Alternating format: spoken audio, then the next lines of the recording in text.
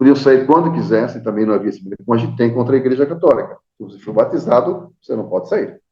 Uma vez batizado, você tem que ficar sempre. A não ser que você faça um documento pedindo para deixar de ser católico. E você vai ser, o documento chama apostasia, né? Uma apostasia, você deixa de ser um católico, você passa a ser um apóstata. Você é católico, apóstolo era católico. Tá? Interagiam com o mundo normalmente, tá? Tinham, que se buscavam a virtude e renunciar às coisas do mundo. Né? Não tinha o aspecto da abstinência, como os perfeitos tinham. Tá? Mas se você chegasse, quisesse ser um perfeito, você tinha que começar o processo de renúncia, de abstinência. Tá? Você podia casar e ter filhos, numa boa. E a igreja dizia o quê? Os cátaros, eles queriam acabar com o mundo. Né? Se você não podia ter filhos, não podia casar, você ia acabar com a humanidade. Você não ia poder reproduzir. Não, eles não pregavam isso. Só quem pregava, só quem tinha essa obrigação eram os perfeitos. Como os católicos também, lá com o celibato, né, que passou a ser obrigatório em 1500 e pouco, né? Também a humanidade não acabou. Né? E o consolamento, que era a única coisa, na morte, né, que passou a ser a extrema unção. Né? Então a gente vê a cruz cátara, né? Essa cruz passou no século XIX, passou a ser representação dos cátaros. Mas ela não é uma cruz cátara, né? Ela é uma cruz do Languedoc, né? Principalmente obigência da região. Tá? Eles não aceitavam a cruz. Então, como é que eles iam usar a cruz cátara se eles não aceitavam o instrumento de punição, de dor, ser a representação dos cátaros? Mas agora é. Então, isso é que é importante. Ela se tornou um símbolo. Então, é o símbolo dos cátaros. Então, a cruzada obigência. Então, vamos falar um pouquinho. Tá? Com o crescimento do catarismo, isso motivou o quê? O combate. Por quê? Se eles são contra o dízimo, era contra a oponência da igreja, tá? Contra a comilança, contra todo o desvirtuamento que a igreja católica tinha, corrupção. Tá? Não pode, a gente não pode fazer isso, vamos acabar com esses caras, gente, vamos acabar com eles. Então, eles começam uma cruzada espiritual entre 1147 e 1209, tentando trazer os cátaros de volta para a comunidade. Não conseguiram, então eles partem para a cruzada, que vai de 1209 a 1229, né? Acabou, exterminamos a maioria dos cátaros, tá? As colônias, as comunidades cátaras, agora vamos caçar individualmente, vamos pegar um por um que conseguiu fugir. Né? Exatamente através da Inquisição, né?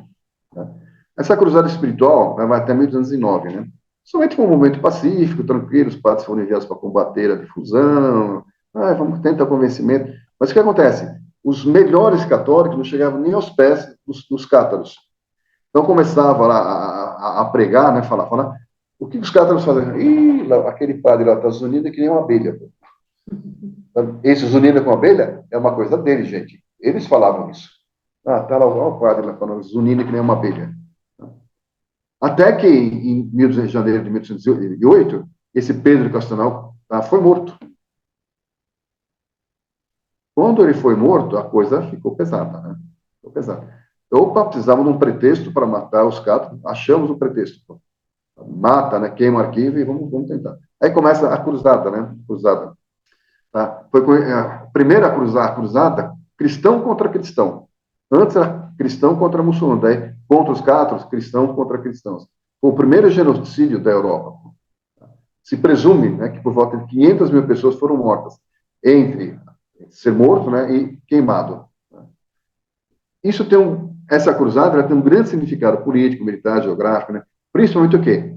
Buscar a igreja buscando mais e mais e mais poder. Tá? Acabou atingindo o objetivo? Não, não atingiu. Não atingiu o objetivo religioso, né, em parte, né? Dizimaram. Mas transformaram os cátaros em quê? Em mártires. Tá? Mostrou, tá, que os cátaros tinham uma fé inabalável, tá, e um amor extremamente elevado. Tá? Preferiam ir para a fogueira do que renunciar. Então, os próprios soldados, os cátaros, eles iam sozinhos para a fogueira. Tá? Não precisavam amarrar. Eles iam descendo, cantando, iam para a fogueira. Tá? Por quê? Eles não abriam mão. Né? Principalmente os prefeitos, não abriam mão da religião deles. Né? Os trovadores. Né? Quem eram os trovadores? Os cátaros eram um povo, né? Um grupo muito alegre. Né? A Toulouse, né? Uma região que é uma cidade cátara, era a segunda cidade mais importante da Europa. Tanto que os textos, as poesias, tudo era escrito na linguagem do Oc, que é a religião, que era a língua do Doc, né? A língua da religião do Languedoc, né? Da Aquitânia, tudo. Então, existem muitas canções. Só que essas canções, o que elas falavam? Elas diziam o quê? Sobre a questão da gnose. Nós passávamos o conhecimento da gnose. Isso ia contra quem? Lembra que a igreja estava sedenta para queimar o pessoal, né? Que ia contra, pregava o amor, pregava a iluminação, pregava a não necessidade de você ter um sacerdote, tá? Juras de amor. Mas essas juras de amor, a quem que era? Era a Maria Madalena, que é a Notre Dame, nossa dama. Então, aproveitando, né, o aspecto da vassalagem, né, do senhor com o vassalo, com uma pessoa, né? Eles falam que era a nossa dama. Ai, um amor, mas estavam falando de Maria Madalena. E você, com essas juras de amor, né? Juras de amor, o que você estava buscando? O regresso ao divino. Né? A verdadeira pátria, o reino de Deus, não através da igreja, mas através de você mesmo, sem a necessidade de um sacerdote. E esse reino estava onde? Muito além das estrelas. E onde estava além das estrelas? Em Sírios. Né? E a Inquisição obrigou, né, esses trovadores a mudar as letras. Ah, não quer mudar as letras? Vai ser queimado. E queimou muitos trovadores. Muitos aceitaram mudar, mas as pessoas sabiam do que eles estavam falando. Né? Apesar de ter mudado. Tá? Como nós vamos ser queimados, vão acabar com a nossa cultura cátara, né? O que os cátaros fizeram, né? Então, de início, tá? O grau, ele está ligado aqui ao caldeirão celta, né? 1180, Chrétien de Tours, ele muda um pouquinho, né? Traz isso a público, né? Mas ele transforma o quê? O grau numa taça, numa espada, num prato, mas a igreja, assustada, começa a condenar essas histórias, tá? Começa a mudar essas histórias, começa a suprimir, que não mudar, vai desaparecer. Então, em 1200, o caldeirão celta vira taça, com José de Arimateia recolhendo o sangue de Jesus, né, e levando para outros lugares. Tá? Então, aqui ela já cristianizou toda essa história. Pode? Ah, agora pode. Agora pode. Tá? Ela se transformou em coisa católica, né? Então, aconteceu a primeira Inquisição, né, em 1231. Por quê? Vamos acabar com essa história de contos cátaros. E o Grau, como acabar, né, com todos os cátaros, todo o conhecimento dos cátaros, o que eles fizeram? Criaram um tarô no século XIV, 1300 e pouco. Né? E esse tarô traz uma série de informações, né, um simbolismo das cartas, assim, dos gnósticos de cartas, né, os cátaros, né, e mostrando exatamente o quê? A jornada do Grau. O, todo o baralho tarô, ele é o quê? É exatamente uma jornada do espírito. Né? É uma jornada. Só que os cátaros criaram uma especificamente com os conhecimentos deles, né, mostrando uma jornada também. Tá? Só que a igreja proibiu, transformou em herético e acabou proibindo também esse tarô. Mas eu sempre tenho na minha casa um, né? Pode queimar, mas eu tenho o meu.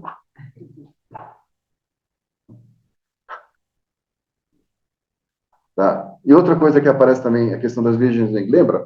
Lá no Egito, né? Quando vinha cheia do Nilo, era a Terra Negra, o país da Terra Negra. A Ísis era uma deusa negra também. Por quê? Ela estava ligada à questão da fertilidade. O negro era a fertilidade, a cor negra, né? Era o lodo, era uma cor negra. Então você tinha o quê? A mãe terra. E era associada a Ísis, né? Maria Madalena. Só que a Virgem Negra, ela não está associada à Virgem Maria, e sim a Maria Madalena. Então nós temos aqui o nosso São Bernardo, né? E vamos ver aqui mais para frente.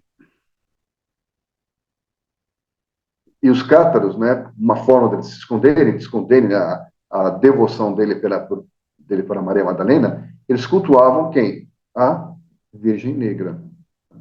Por quê? Afastar. O que a gente vê na Catedral de Chartres, por exemplo? Nós temos essa foto aqui da Nossa Senhora do Pilar, tá, em Chartres, que a gente vê o quê? Ela está negra. E 20 anos depois, ela já está mais clara. Agora estão fazendo uma nova reforma, a Cláudia, né, estão fazendo uma reforma, com certeza ela vai ficar loira agora, vai ficar albina. Mas estão clareando, olha só, nós estamos transformando em albina, né? Que não pode estar ligado a uma virgem negra. Né? E Bernardo de Clairvaux, ele com as cruzadas, ele ganha de presente uma virgem negra. Então, essa aqui, no momento em que ele está rezando, a virgem, né, que foi transformada em Virgem Maria, mas era uma virgem negra, ela dá 3 jatos de leite para ele. Daí uma série de informações, né, em decorrência disso. Tá? Os evangelhos apócrifos, a gente viu os Teposini, né, que era a família de Maria Madalena e Jesus Cristo, né, que foram perseguidos, né, que aparecem nos apócrifos. Né? Então, a igreja, a partir do momento que ela se torna dominante, ela suprime todos esses evangelhos e os transforma em apócrifo. O que ela suprimiu? Todos os evangelhos que apoiavam o aspecto feminino. Então, afasta, muda. A Bíblia só tomou a conformação que ela tem por volta de 1570. Até então ela foi sendo mudada. Ninguém lia nada, não podia ler, era proibido, você ia ser queimado se você tivesse, nem sabia que eles mudaram. Então fica por isso mesmo, vamos mudar. Muda isso, não gostei do que está escrito aí. E uma série de decretos dizia o quê? Não usem esses textos, usem só os canônicos. Em 496, esse prelado aqui, ele faz uma lista de 60 livros apócrifos, né, que os cristãos deveriam evitar. E muitos livros foram queimados. Até 1896 não aconteceu isso com os livros espíritas. Queimaram uma série de livros. Aconteceu. 1800, gente, século XIX. Então, nos evangelhos apócrifos, né, a mulher, né, principalmente Maria Madalena, no início era uma figura importantíssima, tanto ela como as mulheres, de uma forma geral. Mas isso ia contra a Igreja Católica, quando a nova igreja estava surgindo. Né? A mãe, né, Maria, a Virgem Maria, tá?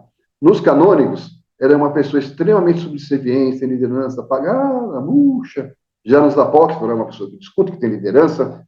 No casamento que está lá, ela fala: oh, acabou o vinho aí, transforma a água em vinho aí, acabou, oh, mexe aí, ó, JC, mexe, cara. Tá? Precisamos de vinho aí, vamos lá, vinho. Sabe? Mostrando uma liderança. Tá? Isso não é assim, era uma mulher que tinha uma liderança muito forte. Né? Tecla, a esposa, né, companheira na época, era esposa, tá, de Paulo, ela batizava. Tá? Mas foi o quê? Ela foi silenciada também. Todas as mulheres que mostravam certa liderança foram apagadas.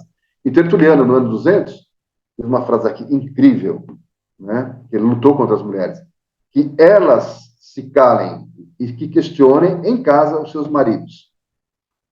Então, mulherada, fecha o bico, fica quieto, deixa para perguntar em casa, tá, eu estou com sono, vou dormir. Mas não é isso que acontece.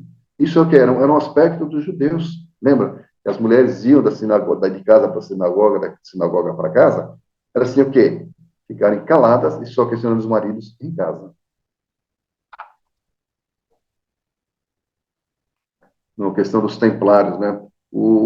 Praticamente ele nasce na região de Champagne, né? Os fundadores, tá, em 1118, tá, os fundadores, os seus membros e famílias eram cátaros. Tá? O Languedoc, onde teve a maior concentração de templários, todos aqueles castelos que existem na região do Languedoc, no sul da França principalmente, todos foram construídos foram construídos pelos cátaros, não foram construídos pelos cátaros, foram construídos pelos templários. Né? Os cátaros não tinham dinheiro suficiente, não tinham tecnologia para construir tudo aquilo lá, ainda mais naquelas alturas, né, quando a gente vê lá para Monte Seguro, e né, eles não vão conseguir Carcassonne, né, não iriam conseguir. Quem construiu foram os templários. Né? E os templários tinham dois tipos de missão, uma esotérica, voltada para fora, que era a história para vender jornal. Né? Vamos proteger os peregrinos, os locais santos, proteger as relíquias, né? Mas, por outro lado, eles tinham uma missão esotérica, né, ligada à questão da Maria Madalena, que a gente está trabalhando aqui, tá? Eles eram o braço armado de Maria Madalena. Para quê? Para guardar suas relíquias, proteger a linhagem e a descendência de Jesus, né? E principalmente proteger também os cátaros, né? A gente vê na Cruzada Albigense, né, eles mantiveram, era um refúgio para os cátaros e as famílias cátaras, né? E eles se mantiveram neutros,